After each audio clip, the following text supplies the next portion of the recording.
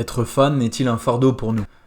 Notre attachement à une tête nous trompe et nous rend naïfs de toute réalité. Vous comme moi avons déjà fait l'expérience de tomber sous le charme d'une personnalité de n'importe quelle origine, que ce soit la musique, la culture, les idées, la religion ou la politique. Sauf que prêter une attention et une importance à un être connu que par le biais de sa présentation et donc de son travail est le meilleur moyen de tomber de haut.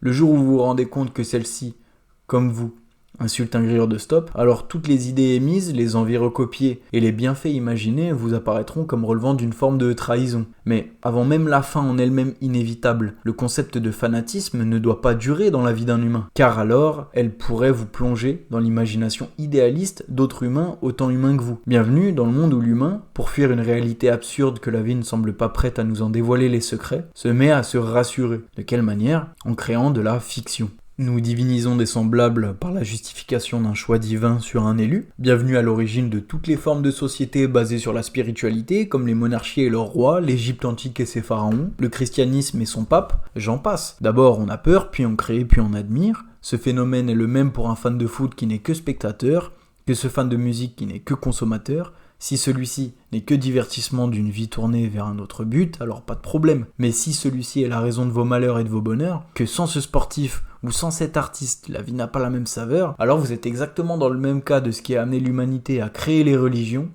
c'est-à-dire créer un cadre définissant votre vie sans même que vous ayez à le faire pour vous. Bienvenue à l'origine de la création du scientisme qui consiste à dire non aux religions et à leurs réponses toutes faites, et oui au Dieu scientifique qui a absolument toujours raison.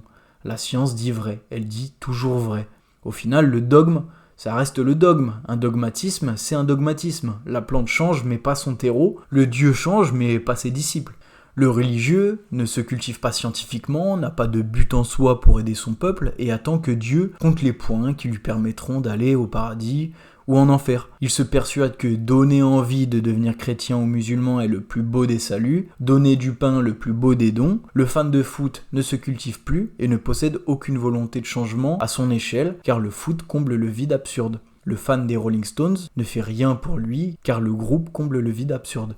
Tout ça est une fuite en avant vers une future vie de regret. Aime, divertis-toi, admire, mais ne conceptualise pas une idée, une religion ou une personne tout seul dans ton coin, étant persuadé que c'est là que ta vie doit être tournée. La raison à cela est au final de ne pas avoir à affronter l'absurdité de la vie, qui est que personne ne nous regarde en haut avec une détermination ou une prédestinée toute faite et connue à l'avance. Aucun sportif n'a de différence avec toi excepté que lui n'a pas fanatisé quelqu'un et s'est concentré sur son travail. Aucun artiste est l'homme parfait avec qui tu as envie de partager des moments car il est comme toi, passionné de guitare. Sauf que toi, tu es dans le dogme et lui dans la réalisation expérimentale de sa vie. Toute cette diversion t'amène vers une vie portée sur l'admiration et l'attente. La solution, il n'y en a pas une seule. Seul toi sais vers quelle cause tu vas te tourner. Et la cause qui te correspond, c'est celle qui te permet le plus d'avoir d'impact sur ton monde. Tu divinises ta vie au point d'en tirer la meilleure expérimentation possible. Et là, tu répondras à la volonté divine de Dieu au sens où moi je l'entends. Changer les choses avec bienveillance,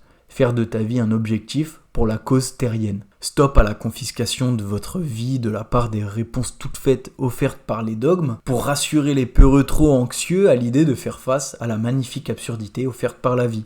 Cela n'implique pas le fait d'être Alexandre le Grand ou Jules César, mais tout simplement un excellent maçon ou un très bon peintre. Un dropshipper avec des millions de dollars mourra comme toi, avec une trace de son passage basée sur le marketing fallacieux, mensonger et inutile, sans valeur ajoutée dans la vie de ses semblables. Un excellent plombier qui gagne bien moins mourra de la même manière, mais en laissant une trace irremplaçable dans le monde qui est la valorisation de son espace de vie commun. Le chemin de chacun n'est pas tracé et regarde que l'individu en lui-même. La seule chose qui compte, c'est l'intérêt porté à l'action que l'on mène. Pourquoi être le plus riche du cimetière si tu es associé à l'arnaque inutile ? Ce qui reste de notre passage, c'est les traces laissées à notre héritier. Et l'héritier, c'est le bien commun.